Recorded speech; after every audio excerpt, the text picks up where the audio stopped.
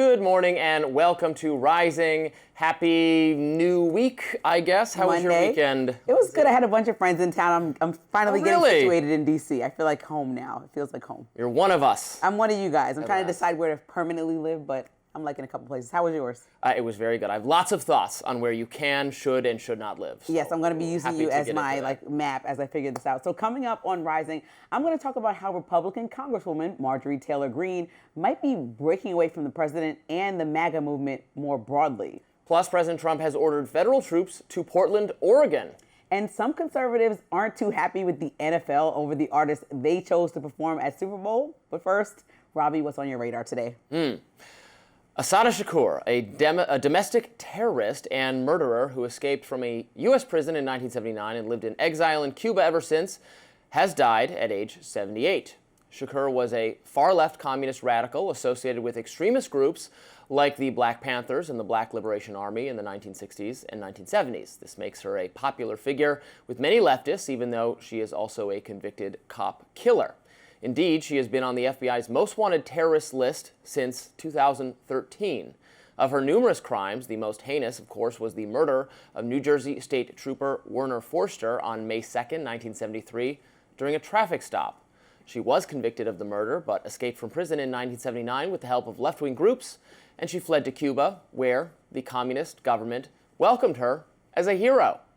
But Cuban communists are not the only ones who revere Shakur as a hero, rather than a murderer. For decades, she's been a popular figure among leftist radicals. News headlines from mainstream and progressive outlets often recognize her as the godmother of Tupac Shakur, as if she were just another celebrity. The New York Times obituary describes her as a convicted revolutionary. That sounds pretty cool, like they went after her because she was too hip and edgy, too revolutionary. But no, she wasn't convicted of being a revolutionary. She was convicted of cold-blooded murder. She was also charged with numerous other crimes, by the way, including bank robbery, armed robbery, other murders. Those charges didn't stick for a variety of reasons. Cop killer did stick. She was convicted of it. I think that's not the sort of person we would want to hold up as a role model. Call me crazy.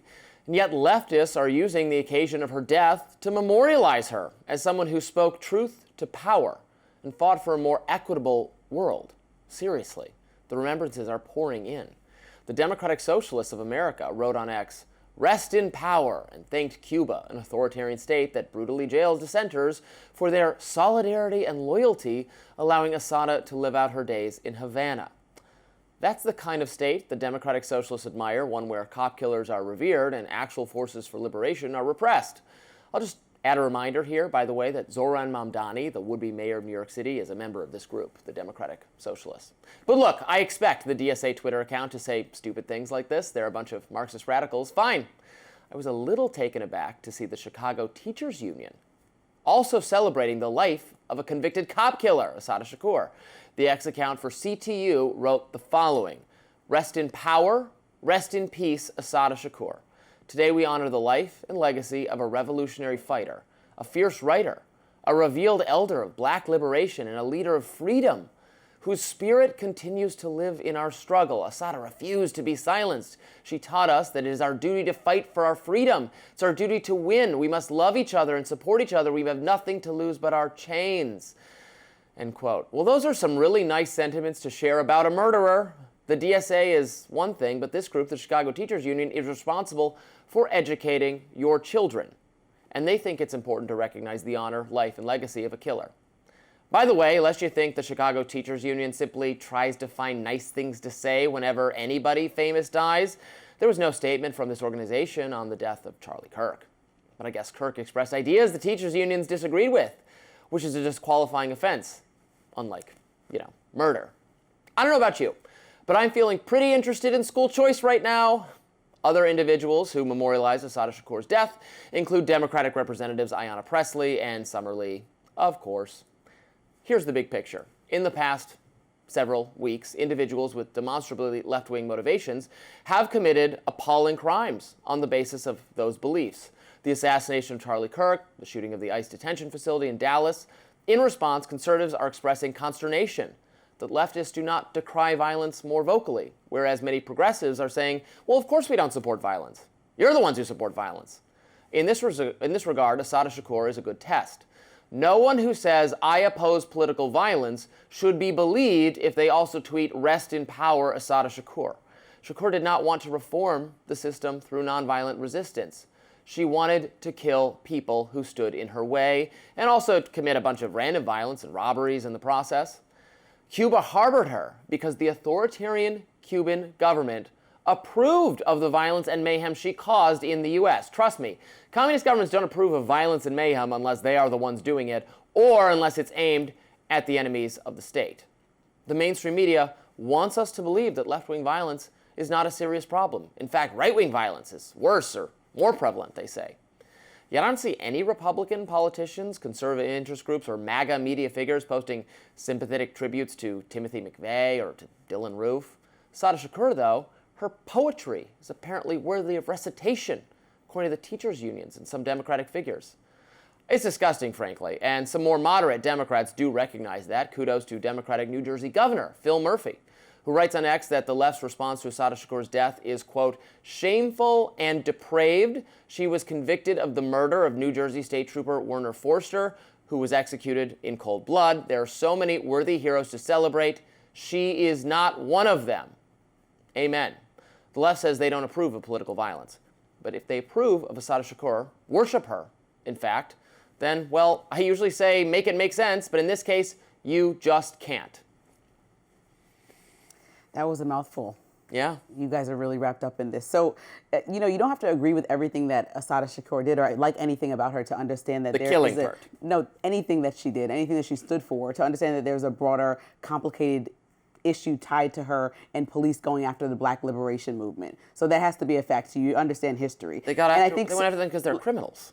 The trial wasn't clear cut. So if you know about the trial in full, you know that she maintained her innocence, that she says that her arms were up, she didn't shoot the cop, and that doctors testified that her testimony is consistent with how the wounds hit her. So we have that piece of it. Also, doctors supported her account and there's not enough evidence. Even the New York Times said there's no actual thing tying her to the gunshot or the bullet, no fingerprints evidence. This is all based on hearsay. And New Jersey has a law specifically that if you are in the vicinity or around somebody who does kill a cop at that time, then it's called the accomplice liability, that you're going to jail. And so she's facing life sentence when her hands were reportedly up. Now, out of 10 indictments, because you mentioned that she's also been they've accused her of multiple things, 9 out of 10 of them never stuck. And so in the 1970s, this was prevalent that you try to take people who were of the Black liberation movement or the Black Panthers and tie things to them. Not making this up. Look at Huey P.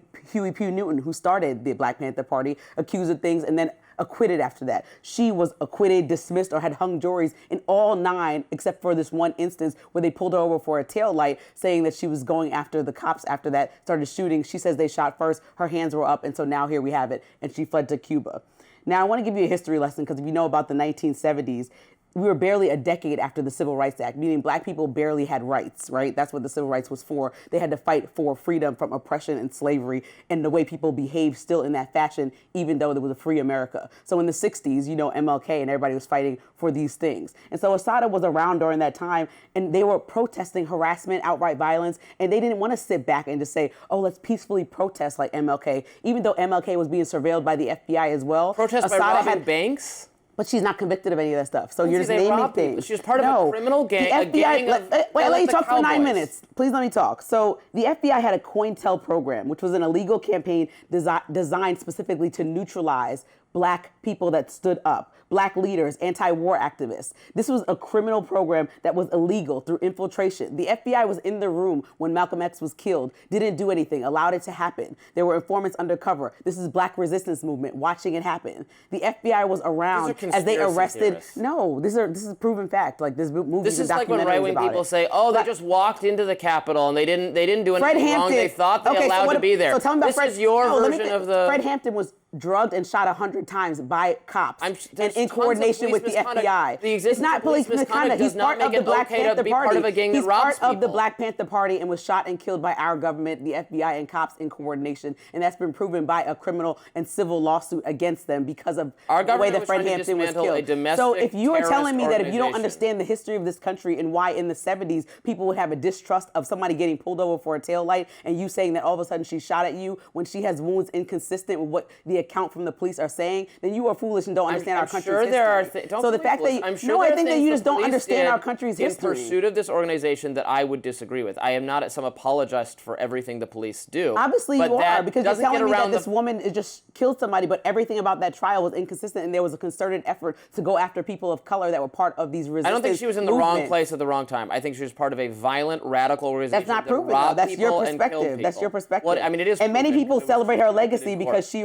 represents the survival of a system that was intentionally oppressing black people. And so when she escaped and people never thought she did it in the first place, they're saying, okay, Cuba provided some exile for her and some refuge for her, for somebody who was just standing up trying to liberate black people, and that was her entire mission. She was just trying to stand up and liberate she didn't shoot black the cop. people? If they're saying that there's no proof going consistent with what you're saying, she was convicted. I don't think they're supposed to automatically trust the cops in the 70s. You're asking black people for a lot who just got their rights finalized 10 years before that. Okay. So if you were a person of color that was constantly oppressed, beaten up for drinking out of the wrong water fountain, did not have the proper rights, and then people start to create a movement to say, stand up for yourselves. That's called the liberation. But they weren't standing up for themselves. They were robbing people. No, that's not proven. You said 9 out of 10 of those cases that were put up against her have dropped, hung juries, or failed, or she was acquitted. So this is incorrect. If we're going based off the law, your law failed 9 times. She was part of a group that was engaged in that activity. She was not convicted of being the perpetrator of every single one of those crimes. No, she was convicted of the murder. Okay, Robby, if you were getting beat and whooped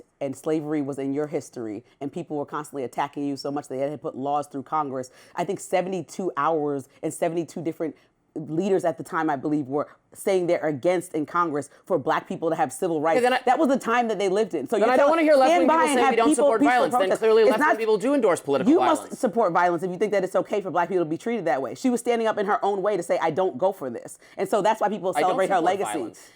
My point is that that's what I support leaders within the black community, like Martin Luther King, do you understand what the Black Panthers were? Do you understand what the Black Panthers were? They were giving food to communities in Harlem, serving out children food and helping communities, teaching educational programs, community programs. They put in place they were mobsters. For the sake. No, that's not true. They were put in place to uplift the community in a different way, in a different route than MLK. And if you don't understand the history of this country, then obviously you, Cash Patel, and everyone else who wants to be simple-minded about this and act like her legacy can be brought down to a simple cop killer is just, you're trying to play dumb. Or you should read a history book and understand what time it was in the 70s and why everything that the cops say does not hold merit. Now you're making excuses for I'm not making violence an excuse. No, that's not violence. Murder and robbery. You're making excuses for inconsistent damages on this woman's body that show her arms were up by doctors and telling me I should just believe the cops. When in fact, before there were cameras, we know that cops have done many things. And in fact, when we saw Fred Hampton killed, we understand that cops have done many things. They robbed a bank to get the money to break her out of prison.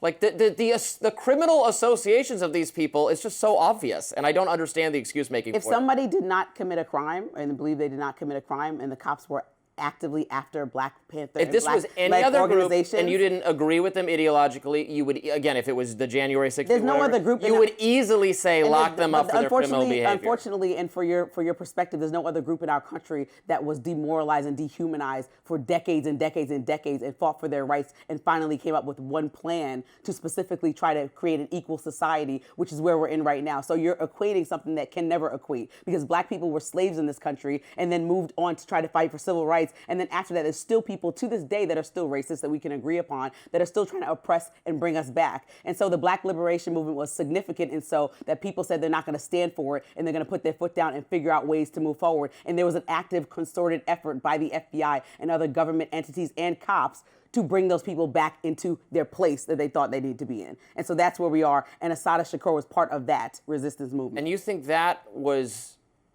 tactically useful or persuasive in helping get people more civil rights? Do I think it was tactically useful or persuasive for the cops to pull over for a tail light because they wanted to get this lady for something?